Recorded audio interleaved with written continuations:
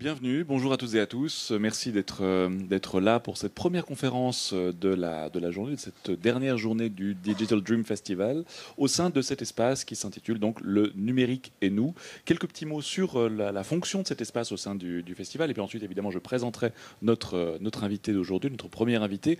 Donc c'est un espace ici, cette petite tente, le numérique et nous, qui a deux fonctions, deux aspects dans le festival. La première fonction, c'est celle de nous faire découvrir certains aspects, différents aspects de la culture numérique au travers d'invitations souvent prestigieuses comme celle de Jacques Besson aujourd'hui. Différents aspects donc de cette culture, des aspects qui peuvent avoir trait à la dimension sociologique, à la dimension politique, à la dimension de santé, à la dimension économique, de toute cette grande culture du numérique dans laquelle nous baignons. Et le deuxième aspect, la deuxième fonction de ce petit espace, c'est justement de se réapproprier collectivement, par le biais du débat, par le biais de la discussion avec des experts et des expertes, ces différents aspects de notre culture du numérique. Et c'est la raison pour laquelle on laissera une grande part à la discussion durant l'ensemble de ces interventions que Jacques Besson inaugure avec nous aujourd'hui.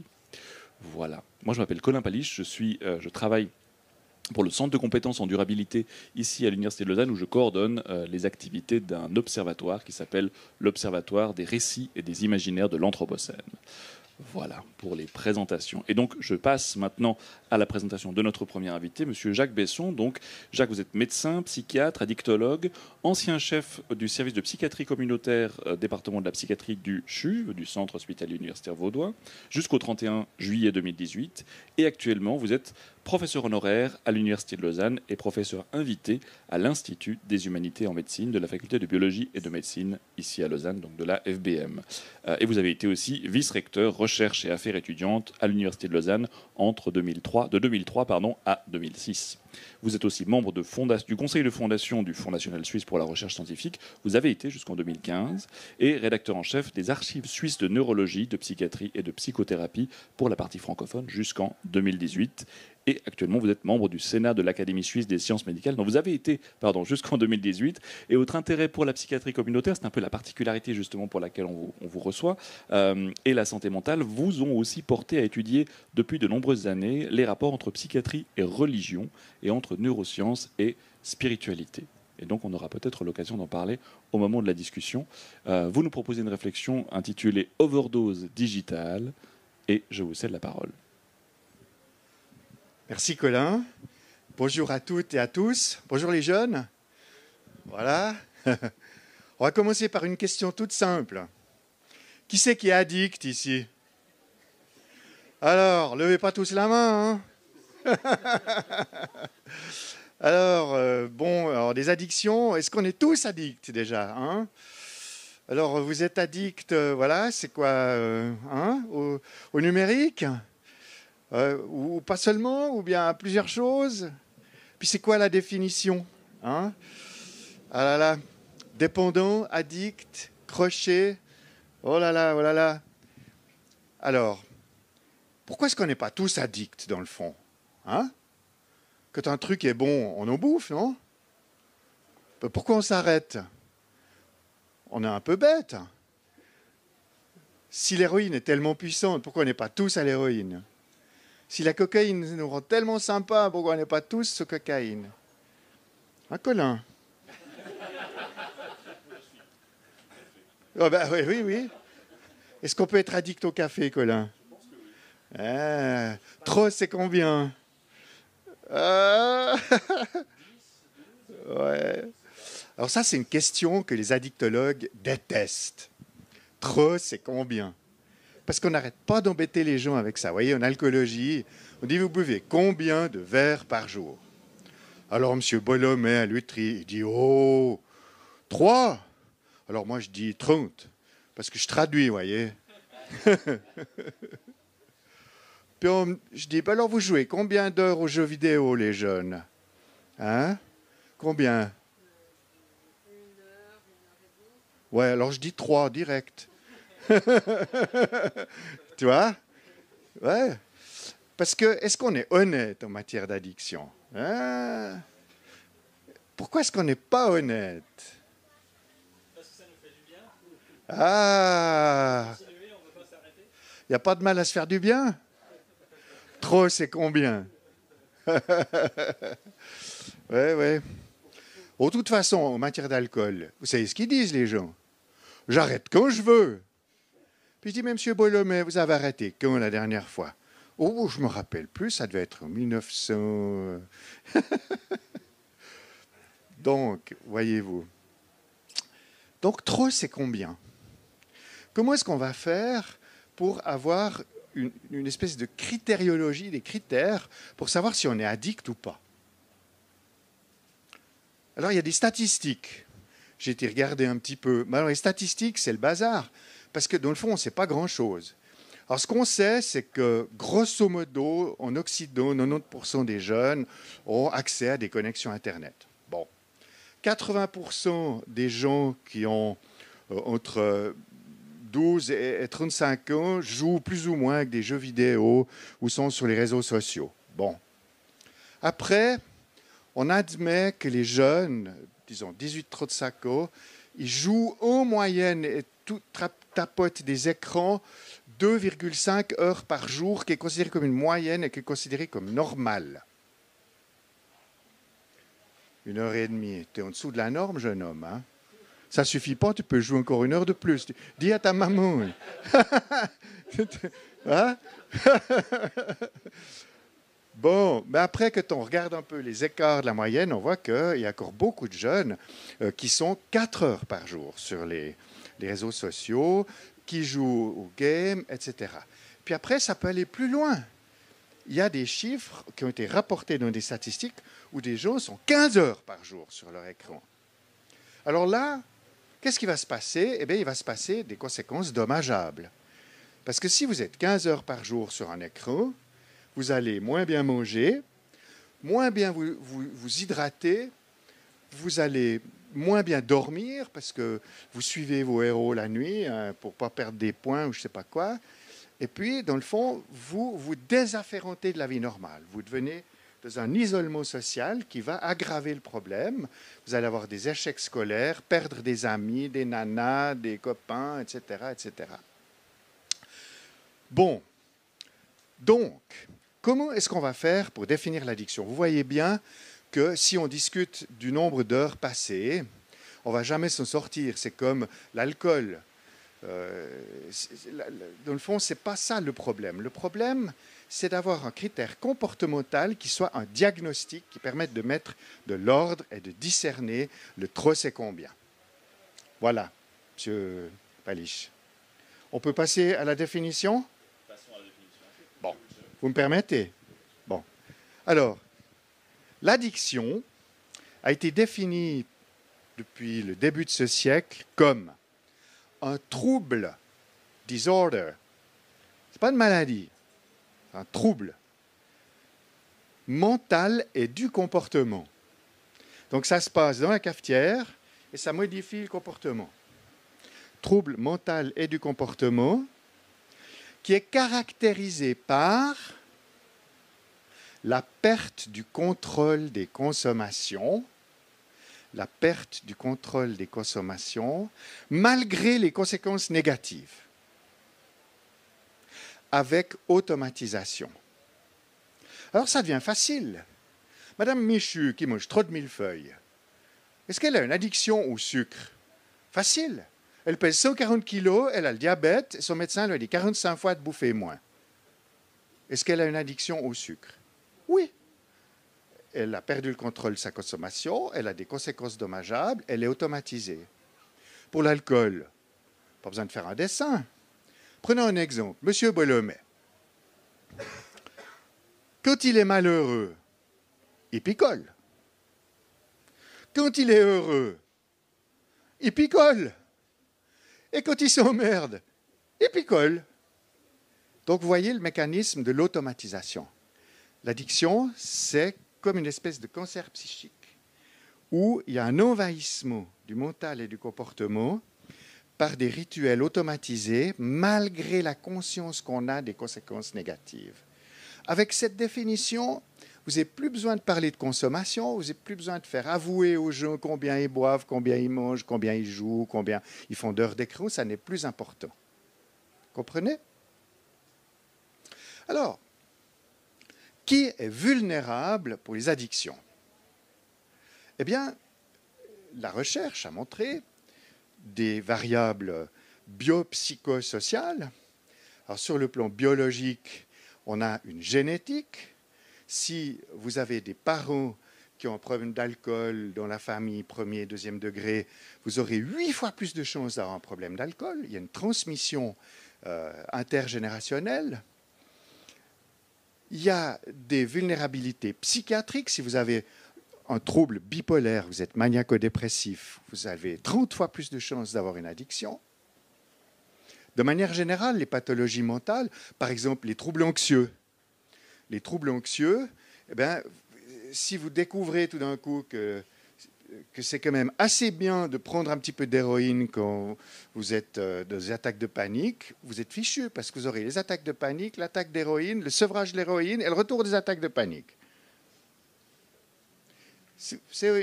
Vous êtes un peu timide et que vous prenez de la coke, ça va être très bien à court terme. Vous êtes moins timide. Potion magique. Mais après, qu'il n'y a plus de coke, ouh là là là là là là, c'est compliqué ça. Vous vous rappelez, sur Couleur 3, il y avait des plaisanteries. Il disait « Oh, la drogue, c'est de la merde, hein, surtout quand il n'y en a plus. » Donc, le numérique, ça va ressembler beaucoup. Si on est anxieux, si on est dépressif, si on a des problèmes de phobie sociale, si on a des problèmes d'humeur, et puis, bien sûr, on a aussi vu qu'une des vulnérabilités pour les gens qui se replient sur eux-mêmes, c'est les psychotraumatismes. Les enfants qui ont été maltraités, abusés, que ce soit sur le plan physique ou plus personnel dans l'intimité.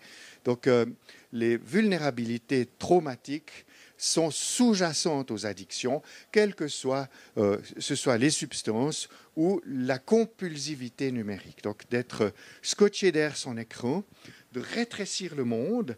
Le monde est plus facile à maîtriser, il fait 11 pouces. Alors le monde est plus étroit, vous voyez, c'est plus simple que d'aller dans la vraie vie. Et puis on a des copains. Ça s'appelle des guildes, non? C'est juste? Ouais. Ouais, enfin, c'est des groupes de potes qui mènent des combats dans l'espace virtuel. C'est ces jeux en ligne et tout. Alors on est des héros, on n'est jamais seul, on peut jouer 24 heures sur 24. Donc il y a du lien social virtuel, parce que le virtuel, c'est quand même la présence de l'absence. Vous pouvez communiquer partout dans le monde, vous n'êtes pas un petit perdu, dépressif et anxieux à Chavannes. Vous êtes le grand druide géant qui a anéanti les méchants extraterrestres, c'est formidable. Alors comment ça marche dans le cerveau? Alors, dans le cerveau, si vous voulez, on a hérité du règne animal toutes sortes de couches évolutives qui vont depuis le dinosaure jusqu'au professeur de l'université de Lausanne, vous voyez, pour prendre un exemple très haut. Vous voyez, je fais de la pub pour la boutique, Colin. Hein, ouais. Bon. Alors, le cerveau archaïque, il est hérité des animaux les plus primitifs. Quand on fait l'expertise de la conscience animale, on voit que les premiers êtres vivants animés, la première chose qu'ils doivent faire pour survivre, c'est le seeking. Ils doivent explorer. Si vous n'explorez pas, vous ne trouvez rien à manger, vous mourrez. Et puis, il faut aussi avoir peur. Parce que si on n'a pas peur, on se fait manger par l'autre. Ça, ce n'est pas bien. Donc, bonjour. Donc, seeking, fear. Et puis, il faut être capable d'être agressif pour se défendre. Rage. Voilà, ça c'est bien. Seeking, fear, rage. Et puis, il faut aussi se reproduire. Sinon, il n'y a plus de petits dinosaures. Hein, puis, voilà. Bon. Donc, lust. Ça, c'est les 4 besoins fondamentaux depuis le dinosaure jusqu'à aujourd'hui. Et dans les addictions, vous allez retrouver une caricature de ça, parce que le cerveau qui s'occupe de ça, c'est une petite noisette, une petite cacahuète à la racine du cerveau, et ça commande beaucoup de choses. On peut l'appeler striatum ou système limbique, on peut donner beaucoup de noms. C'est le cerveau archaïque. Et ce cerveau archaïque, il pilote vos décisions au quotidien. Vous dites, est-ce que je vais faire des études de droit? C'est pas très sexy, mais Si vous imaginez que vous êtes un grand avocat et que vous devenez conseiller fédéral, ça y est, vous êtes inscrit en faculté de droit, ça, c'est sûr. Bon. Donc, vous voyez que ces 4 fondamentaux qui vont être plus renforcés par des pulsions qu'il y a chez les mammifères, c'est-à-dire jouer, soigner, être triste, toutes ces émotions fondamentales, elles sont dans un système émotionnel qui est le cerveau d'en bas. Et c'est lui qui nous fait prendre des décisions vraiment très importantes. Pour se marier, pour faire du sport, pour conduire une voiture. Si vous n'avez pas un cerveau de lézard sur l'autoroute, vous êtes foutu. Parce qu'il faut pouvoir éviter les autres imbéciles, vous voyez. Puis là, vous ne réfléchissez pas à la racine carrée de la vitesse du temps de freinage. Hein. Non, vous avez besoin de votre cerveau de lézard. Donc, dans les addictions, vous allez avoir, avec les substances, héroïne, cocaïne, alcool, nicotine, etc., vous allez avoir un piratage, du jacking, comme le carjacking. On arrache le conducteur de la bagnole et on lui prend le volant. Eh bien, l'héroïne, la cocaïne, l'alcool, ils vont faire ça. Ils vont vous éjecter de votre cerveau, puis ils prennent les commandes. Y a-t-il encore un pilote dans l'avion ? La réponse, c'est il y a un pirate dans l'avion. C'est ça la réponse. Et alors, que fait le cerveau d'en haut? Celui de la culture, de l'intelligence, de la connaissance, de la bienveillance, de la gentillesse, de la complexité, de la réflexivité. Qu'est-ce qui fait le cerveau d'en haut? Eh bien, il perd des plumes. Et le match cerveau d'en haut contre cerveau d'en bas se joue sur des années jusqu'à ce que le cerveau d'en bas l'emporte dans l'addiction définitive, où il va y avoir une destruction finalement de la vie du sujet. Il ne fait plus de foot, il n'a plus de copains, il ne va plus au cinéma, il ne s'amuse plus, il n'est plus que derrière son écran, derrière son téléphone, et puis c'est l'horreur. Parce que moi, j'ai voulu prendre mes enfants une fois sur une île en Grèce où il n'y avait pas de connexion, mais ils ont poussé des cris épouvantables. On appelle ça la nomophobie. No mobile phobia. Ouais? Tu vas aller en vacances là où il n'y a pas de connexion? Ah ouais? Oh, mais ça va venir, que tu seras plus grande. D'accord. Donc, vous voyez, il y a un nouveau besoin. Les psychanalystes appellent ça un néo-besoin. Les lacaniens, pour ceux qui aiment les jeux de mots, ils disent c'est le désir qui s'écrase dans le besoin. Il n'y a plus de créativité, il n'y a plus de poésie, il n'y a plus qu'une seule chose. Consommer, consommer, consommer. Alors, du numérique ou des substances, c'est la même chose pour le cerveau, parce que quand on a des comportements numériques, digital, eh bien, on reçoit chaque fois une petite décharge de dopamine. Ah, on gagne une petite médaille. Oh, on voit une femme à poil là au fond à gauche. Là, on voit un joli monsieur qui monte ses muscles. Voilà, donc tout ça, ça donne des micro-récompenses. Et le cerveau, il pilote avec cette exploration, le seeking. Il veut explorer pour trouver des récompenses. Et il n'a pas peur. Ça, c'est le problème. Bref. Donc, ce combat entre le cerveau d'en haut et le cerveau d'en bas, c'est tout l'enjeu des traitements. Et je me tourne vers Colin. J'ai encore 5 minutes pour les traitements? Oui. Parce que vous allez dire, mais alors c'est la catastrophe cette histoire. Hein, on ne va jamais s'en sortir. On est piraté. Le cerveau d'en bas devient plus fort que le cerveau d'en haut. Est-ce qu'on va s'en sortir? Si vous allez à la Riponne, est-ce qu'ils s'en sortent, les copains là-haut, hein? Des fois. Mais ce que je vous dirais, c'est qu'à la Riponne, c'est le sommet de l'iceberg. Parce que s'il y a 20 ou 30 personnes, c'est tout vu. Au fait, l'héroïnomanie, c'est 1% de la population. 8000 héroïnomanes dans le canton de Vaud, d'accord? La cocaïne, c'est 3 à 5% de la population. Vous vous rendez compte? Ça fait 24, 25 000 personnes qui sont consommateurs réguliers, intoxiqués à la coke. Ça fait du monde. Et ainsi de suite. Donc, qu'est-ce que j'étais en train de dire? Que c'était... Le désir s'écrase dans le besoin. Bien.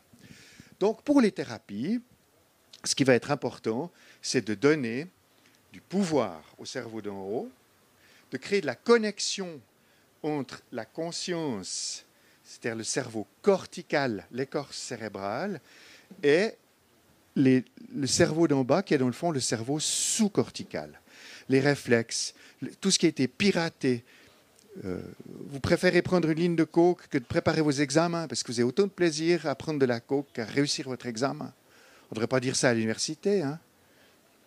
Donc, l'enjeu, ça va être de restaurer un contrôle du cerveau cortical sur le cerveau sous-cortical. Alors, on va faire des psychothérapies, de toutes les écoles de psychothérapie. On peut faire des groupes de parole, redonner de l'espoir, redonner du lien. Mais et là, je vais peut-être faire un petit zoom sur ma réflexion personnelle, puis vous avez annoncé, Colin. Moi, je me suis occupé des addictions à Lausanne et des pires situations, les héroïnomanes, sidatiques, psychotiques. Hein. Donc, j'ai dirigé le centre Saint-Martin. Et on cherchait à l'époque des épidémies d'héroïne et plus tard de cocaïne. Toutes les solutions à ce problème pour essayer d'aider les gens à s'en sortir. Or, qu'est-ce que j'ai découvert? D'abord, j'ai accepté de travailler quelques années pour l'Armée du Salut, c'est un peu de médecine de rue avec des collègues. Mais aussi, on a travaillé avec les alcooliques et narcotiques anonymes. D'ailleurs, maintenant, il y a des gamblers anonymes, hein, des joueurs anonymes, des internets anonymes. Enfin, c'est le même principe. Il y a un moment où on en a marre d'en avoir marre. Et on fait une espèce de prise de conscience que ça ne va plus comme ça. On touche le fond. J'en ai marre d'en avoir marre. Et alors, on rejoint un groupe où on a des parrainages. Et dans le fond, on comprend que le comportement, le produit ou le numérique, en l'occurrence, est plus fort que nous et qu'il est en train de détruire notre vie. C'est la première étape, lâcher prise. Il y a une puissance supérieure qui peut nous aider à lâcher prise et à changer les choses. Vous connaissez la prière de la sérénité? On demande à l'univers, donne-moi la sérénité d'accepter ce que je ne peux pas changer. Ouais. Je suis dans le deuil, j'ai des graves maladies, etc. Bien. Mais donne-moi le courage de changer ce qui peut être changé. Et dans l'addiction, vous voyez, on peut changer les choses. Un alcoolique, s'il arrête de boire, il est plus malade. Hein. Et, troisièmement, univers, donne-moi la sagesse de faire la différence entre les deux. Parce que si vous essayez de changer ce qui ne peut pas être changé, vous avez un problème. Donc, on voit apparaître que la question du sens de la vie, la question du sens de notre vie, la question du sens de nos communautés, la question du sens de notre société joue un rôle extrêmement important dans le rétablissement des gens qui ont des problèmes d'addiction. Alors, on a exploré ça avec des recherches et tout. Et pour faire court, il y a des recherches qui ont été faites sur l'impact de la spiritualité sur la santé mentale et sur, disons, le bien-être en général. Alors, il faut bien faire la différence entre spiritualité et religion. La spiritualité, je la définis comme un besoin naturel et universel de tous les humains. C'est un besoin de sens et de lien. Et ce lien, il est de trois ordres. Il y a le lien avec soi-même, être en paix avec soi-même, le lien avec les autres, être en paix avec autrui, dans la bienveillance, la compassion pour les bouddhistes, la charité pour les chrétiens, et le lien avec la nature et l'univers, ou Dieu tel que nous le comprenons. Donc, voyez, ce triple lien avec soi-même, avec les autres et avec en haut, c'est ce qui produit du sens. Et le sens, c'est ce qui produit du rétablissement, et c'est ce qui permet, dans la méditation, de désautomatiser les comportements. Je vous donne un exemple. Quand vous êtes très préoccupé par la cocaïne, ou par votre jeu vidéo, ou par votre téléphone, qui commence à vous pourrir la vie, vous ne dormez plus, vous ne bouffez plus, vous perdez vos sous, vous avez perdu votre année scolaire, votre emploi, votre copine, bref, eh bien, vous pouvez faire de la méditation en pleine conscience et vous astreindre, chaque fois qu'il y a une pensée d'envie de consommation, vous pouvez utiliser l'acronyme SOBER, ce qui veut dire sobre, hein, en français, sober. Alors, c'est basé sur les techniques de méditation en pleine conscience. Je vous explique. J'ai envie de prendre de la coke. Ça me démange. Stop. S. Stop. Tu bloques la pensée. Je veux prendre mon smartphone, je veux. Stop. Pas de smartphone. Qu'est-ce qu'il faut faire pour surmonter ça? S-O-O. Observe. Observe. Regarde en toi-même. D'où vient cette envie de prendre le smartphone, de jouer avec les druides atomiques et de tuer tout le monde? Hein? Oui, t'as été engueulé par ton papa ou ta maman, ah ouais. Ah, le maître à l'école est pas sympa, ah ouais. Puis la jolie fille rouquine dans la cour de récré, là, elle veut pas te recevoir ton petit billet gentil, oh là là là là. Ouais, ça ferait quand même du bien de faire un petit jeu vidéo, hein. Alors, maintenant, observe. Stop, observe. Et là, c'est là que la technique de la méditation est efficace. Breathe. Là, on fait les techniques de respiration, hein, du bouddhisme et de la méditation en pleine conscience.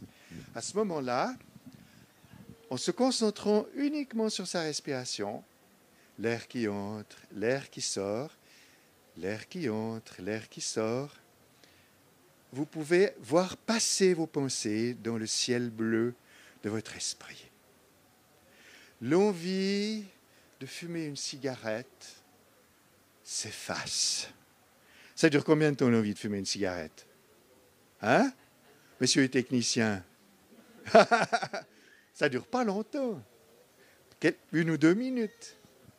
Le temps de respirer, puis après on oublie qu'on avait envie de fumer une cigarette. Même chose pour le smartphone. Donc, S-O-B. Et une fois que vous avez bien respiré, laissez passer vos envies de consommer du numérique, eh bien, vous pouvez expand, c'est-à-dire retrouver le contrôle de votre vie, de votre corps, de votre pensée. Et le dernier mot, sober, R, c'est pour responsibility. Response. Vous pouvez reprendre votre responsabilité et votre éthique. Hein, vous retrouvez vous-même. Non, j'irai pas à la Ripon acheter un paxson. Non, je jouerai pas toute la nuit avec World of Warcraft. Non, je ne serai pas avec Counter-Strike à faire gicler le sang des méchants ennemis. Non, non. Donc, comme vous le voyez, il y a des pistes pour renforcer le cerveau d'en haut. Ça peut être la spiritualité, les psychothérapies, l'amitié, reconstruire les liens sociaux, le lien avec soi-même, le lien avec les autres, le lien avec la nature et l'univers. Donc, il y a de l'espoir et je pense que ça va être le mot de la fin. Il y a de l'espoir et j'espère que je vous ai intéressé avec ces différentes dimensions de l'addiction qui s'appliquent au numérique. Soyez-en certains. Merci infiniment, Jacques. Très, très éclairant, très inspirant aussi. On peut peut-être passer... Alors, je passe la parole. Là. Y a-t-il des questions, des remarques, des réactions pour notre invité? Oui.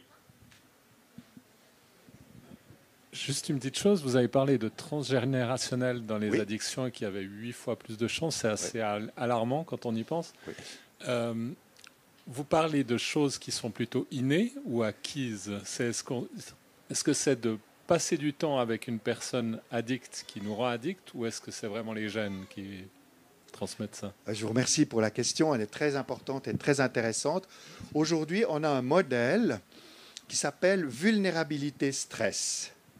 On peut avoir plus ou moins de vulnérabilité, par exemple plus ou moins de gènes, plus ou moins de traumatisme, plus ou moins de dépression, plus ou moins de problèmes sociaux, migration, etc.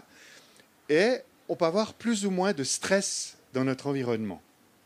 Alors il y a des gens qui sont très résistants, ils ont beaucoup de vulnérabilité, mais ils sont très résistants au stress. Alors ils ont de la chance. Mais il y a des gens qui ont très peu de vulnérabilité, mais ils en ont juste une qui est très vulnérable au stress. Donc on est dans ce qu'on appelle le domaine de l'épigénétique. L'épigénétique, c'est qu'on a ou non des gènes, mais ils s'expriment ou non. Et ça dépend de l'environnement, du contexte, des relations, du moment de l'existence. Donc, dans le fond, ce qu'on a essayé avec le CHUV, on a une application sur téléphone. Vous pouvez vérifier si vous avez des vulnérabilités aux problèmes d'alcool. On vous pose des questions sur votre arbre généalogique, sur vos conditions de travail, etc. Puis vous avez un score. On va vous dire, ah, vous avez dit que votre oncle était alcoolique, que je ne sais pas quoi. Votre risque d'addiction à l'alcool est de temps et temps. Donc, on essaye, disons, d'informer les populations que ce serait peut-être mieux de faire un peu attention à l'alcool, par exemple, voyez-vous. Alors, c'est ça, ce jeu épigénétique. Les gènes sont importants, mais l'expression des gènes est importante, et ça dépend de l'environnement. Est-ce que ma réponse vous convient? Bien, merci. D'autres remarques ou questions? Moi, j'ai peut-être juste un petit rebond, Oui. un petit corollaire justement sur ces questions d'environnement, parce que, et pour revenir à la définition que tu proposais du désir, il faut pouvoir réinstaurer, renouveler le désir pour éviter de s'écraser dans le besoin. Je trouve que cette phrase est assez parlante. Est-ce que tu as l'impression que, puisqu'on est aussi dans un festival qui questionne aussi les enjeux presque sociaux et politiques, qu'on est plutôt dans une société qui favorise le renouvellement ou la restauration du désir, ou, pour prendre un autre terme psychanalytique, dans la satisfaction de la pulsion? Il y a cette différence entre la pulsion et le désir. Est-ce qu'on ne serait pas justement dans un environnement, peut-être aussi avec cette surconsommation, qui favorise l'apparition de nouvelles addictions? Excellente question. Alors, je n'ai pas abordé les dimensions sociopolitiques, mais je vous laisse imaginer les enjeux financiers des addictions en général. Je vous donne un chiffre. Il y a aujourd'hui plus de narcodollars qui circulent autour de la planète que de pétrodollars. Et c'est pour ça qu'on ne peut pas changer le billet vert. Parce qu'il y a tellement de milliards de dollars en cash autour de la planète qu'on ne peut pas changer le dollar comme monnaie de transaction en cash. Donc ça, c'est les enjeux financiers. Pour le numérique, je ne vous fais pas un dessin. Les jeux vidéo ont de loin dépassé la télévision, etc. Qu'est-ce que j'ai vu comme chiffre aussi? Ouais, les casinos en ligne, les jeux en ligne, parce que maintenant, il y a un croisement entre les jeux vidéo et les jeux d'argent. C'est de plus en plus entremêlé, parce que quand on joue, alors il y a longtemps que je n'ai pas joué, mais on doit aussi payer des trucs pour acheter des trucs, après on gagne des trucs, et puis enfin bon. Donc, et puis après, tout d'un coup, il y a un pop-up, il y a un casino en ligne qui s'ouvre, puis il faut juste jouer 20 balles avec une carte de crédit. Puis si tu n'as pas de carte de crédit, c'est pas grave, tu vas vite au bureau de tabac, puis tu en achètes une au porteur à 20 balles. Donc tout ça, c'est un marché, mais complètement exponentiel. Casino, jeux, machin. Et gaming, gambling, c'est en train de fusionner. Donc c'est des enjeux économiques absolument formidables. Et peut-être la conséquence philosophique, c'est que, de nouveau, c'est du matériel pour séduire le cerveau d'en bas. C'est-à-dire, si tu joues aux jeux vidéo, hein, petit violon, tu n'auras plus de soucis. Hein? Si tu vas au casino, tu oublies tout le reste. Si tu es toujours connecté avec ton smartphone, tu n'as que des amis partout, tu communiques tout le temps, tu n'es plus jamais seul. Tu n'es plus jamais seul. C'est une promesse démoniaque. On vous propose une espèce de toute-puissance avec le numérique qui vous distrait. On est dans une civilisation de la distraction. Les gens veulent être distraits parce que la situation est tellement épouvantable, la pollution, la planète, la guerre, les politiciens pourris et tout le machin, qu'on se dit, mais hein, je vais au casino, je gagnerai de quoi faire un petit voyage. Donc on se distrait. Parce que le but, quel est le but de l'existence, chers amis? Quel est le but de l'existence? Est-ce qu'on a appris à se poser la question? Est-ce que c'est d'avoir une grosse bagnole, des jeans neufs, villa, piscine, qu'est-ce que vous mettrez encore? Rouge. ouais. Votre cerveau d'en bas, il dégouline, là. Ouais, mais la dopamine que vous faites, là, la vache. Puis surtout, posez pas trop de questions. Hein. Non, parce que c'est fatigant. Puis, non. Alors, le cerveau d'en bas, il dit, on va pas se fatiguer. On va acheter la bagnole hein, à crédit, parce que le temps, on verra plus tard. Et vous êtes dans une civilisation de la distraction qui vous distrait de quoi si ce n'est de l'essentiel, c'est-à-dire finalement de quel est le but de l'existence. Et je crois qu'il y a une escroquerie digitale, un risque en tout cas, parce qu'il est bien fait du digital. Je ne vous fais pas un dessin, il y en a tout le campus ici. Vous pouvez faire des arts, vous pouvez dialoguer, vous pouvez opérer des malades à distance, vous pouvez avoir du virtuel. L'intelligence artificielle, c'est plein de promesses, mais c'est bourré de démons. Parce que le virus... Vous savez, les mecs qui construisent l'intelligence artificielle, je vais vous faire une confidence, hein? Ils ont un inconscient. Et il y a quoi dans l'inconscient des mecs qui construisent l'intelligence artificielle?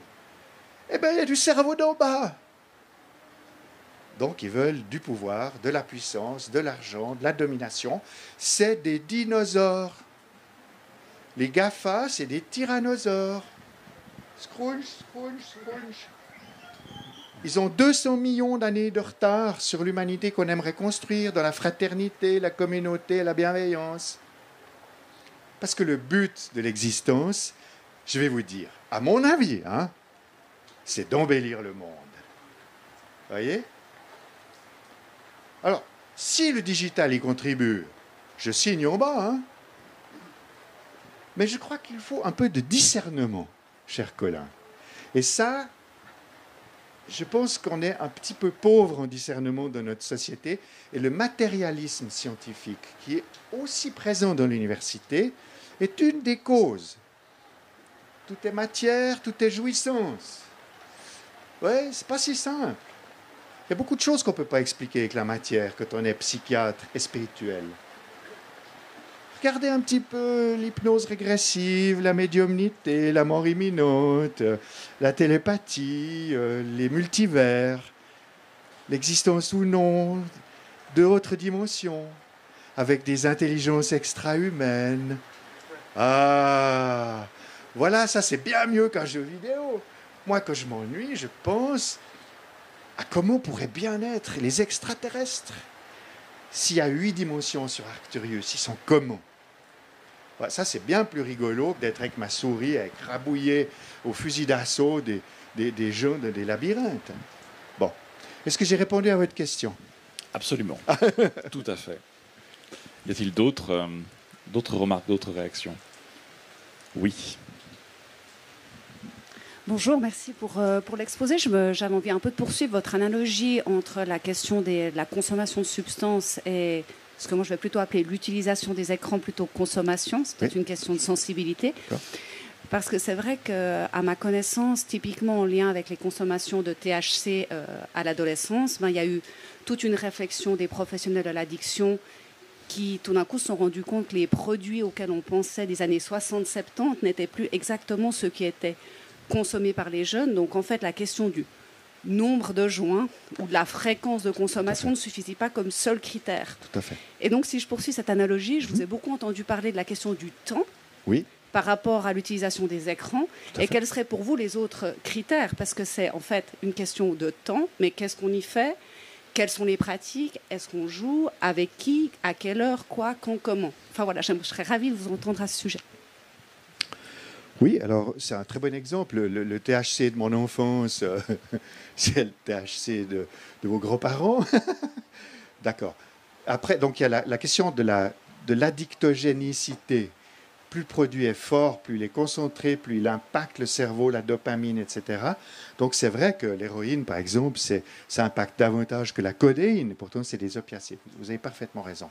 Mais le vieux psychanalyste Olivenstein, dans les années 70, un des pionniers de l'addiction, il disait, il ne faut jamais oublier qu'il y a le produit, la personne et le contexte. Donc, je crois que dans le numérique, on est vraiment à risque parce que le produit peut être plus ou moins addictogène. Si, je prends l'exemple de ces jeux où il y a des combats avec des fusils, etc. Il y a eu des lobbies pour essayer de faire en sorte que quand les cibles sont touchées, elles ne saignent pas. Ouais. Mais mes enfants, hein, ils voulaient les cibles qui saignent. Ben, c'est bien plus rigolo. Boum, ça saigne. Ou bien il y a un jeu terrible, c'est un jeu où des bagnoles écrasent les piétons et font des horreurs. Je ne sais plus comment ça s'appelle. Voilà, GTA, merci. Mais là aussi, alors, est-ce qu'on a le droit d'écraser les femmes, les vieux, les enfants, les policiers? La réponse est oui, mais il y a eu des lobbies pour censurer. Et puis, ça ne marche pas. Parce qu'il y a très peu de régulation, au sens où vous l'entendez, de l'addictogénicité, de la violence implicite que demande le tyrannosaure. Le tyrannosaure, qu'est-ce qu'il veut?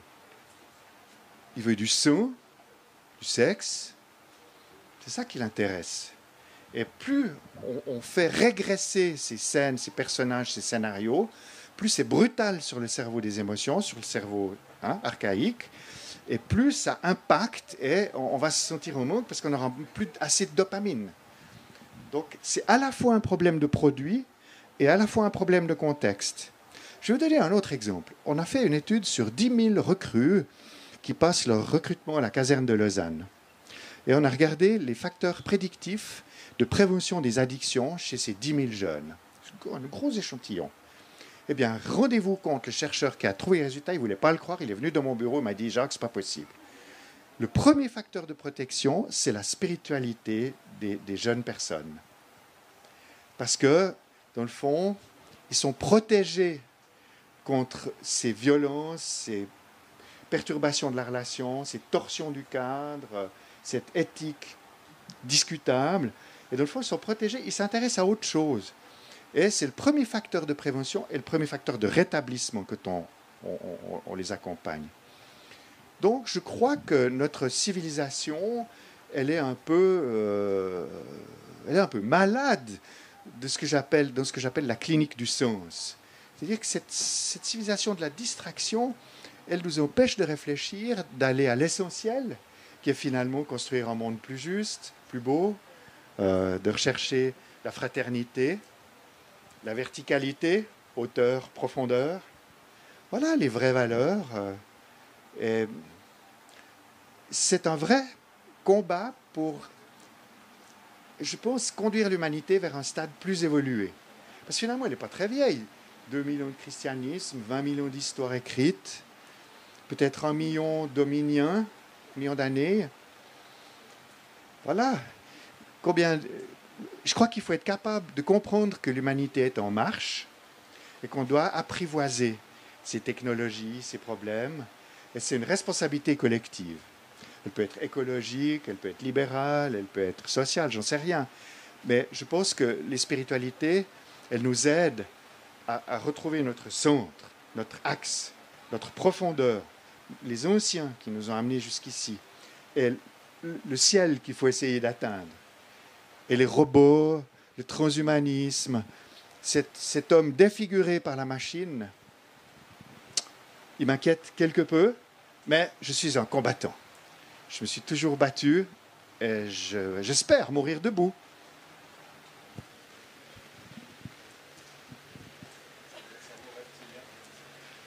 C'est vos reptiliens.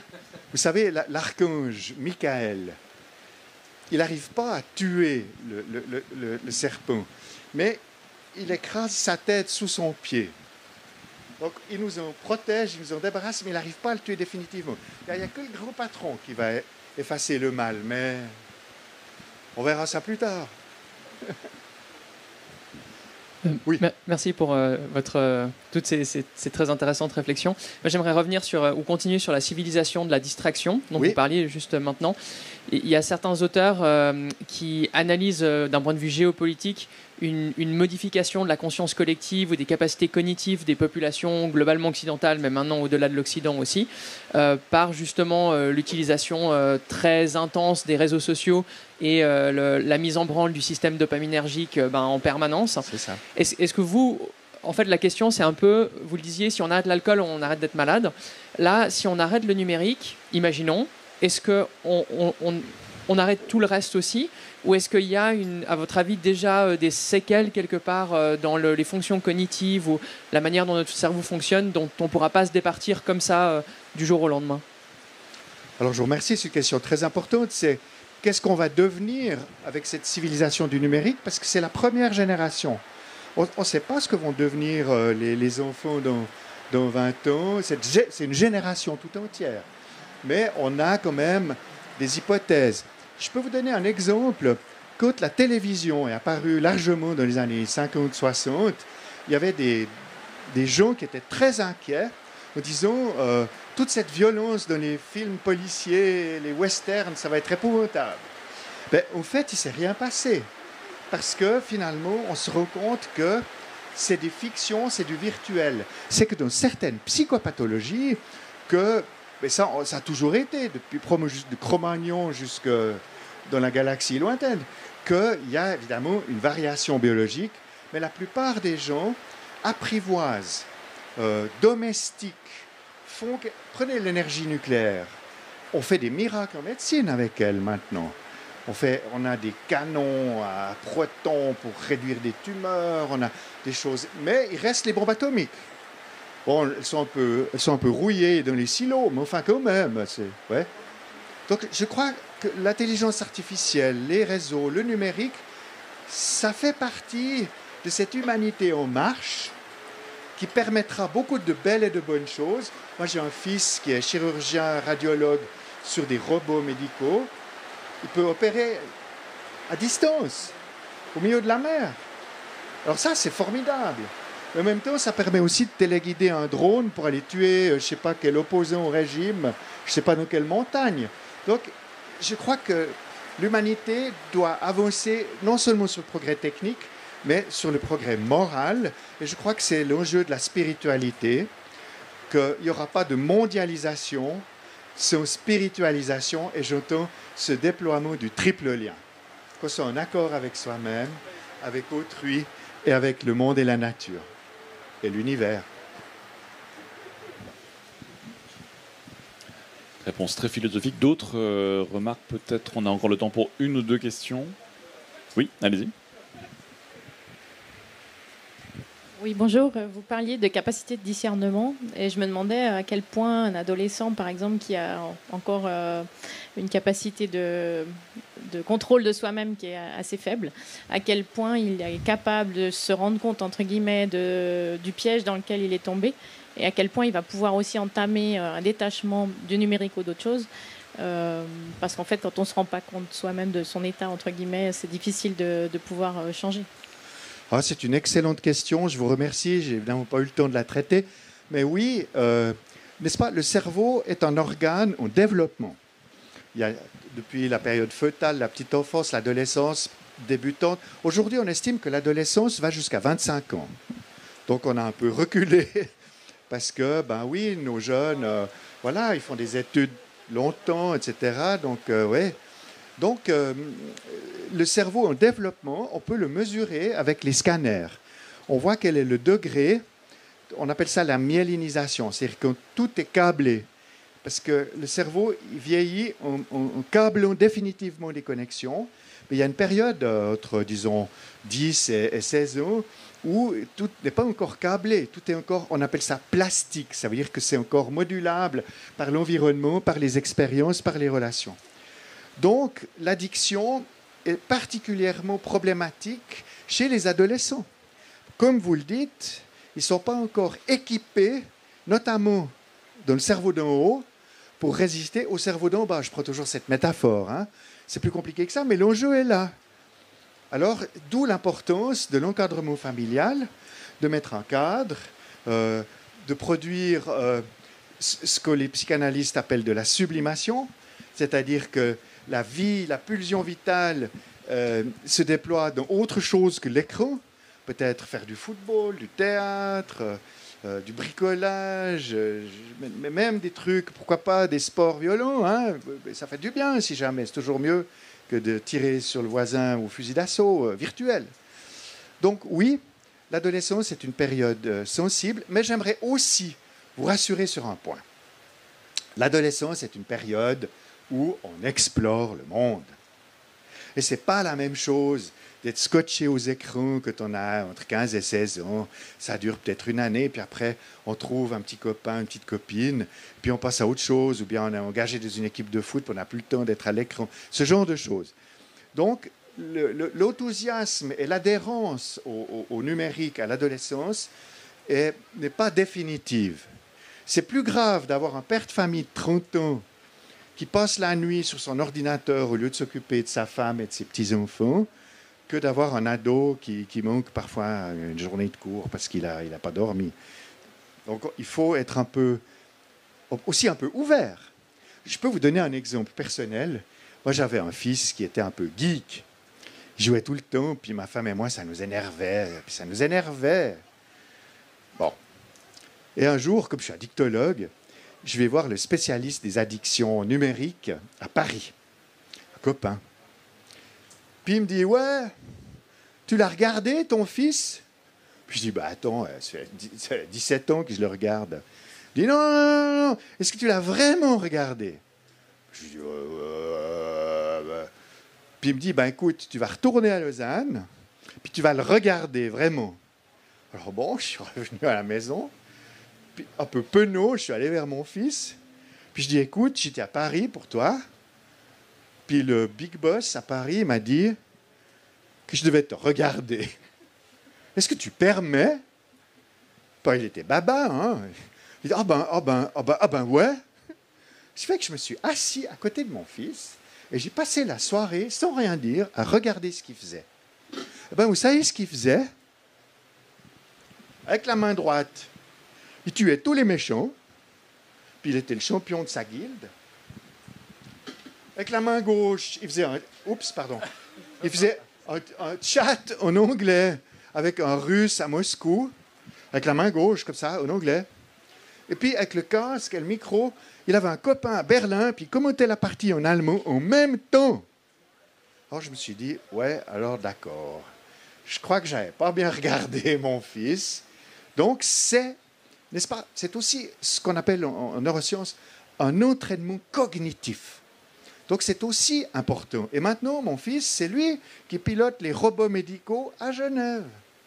Donc, c'est un geek réussi.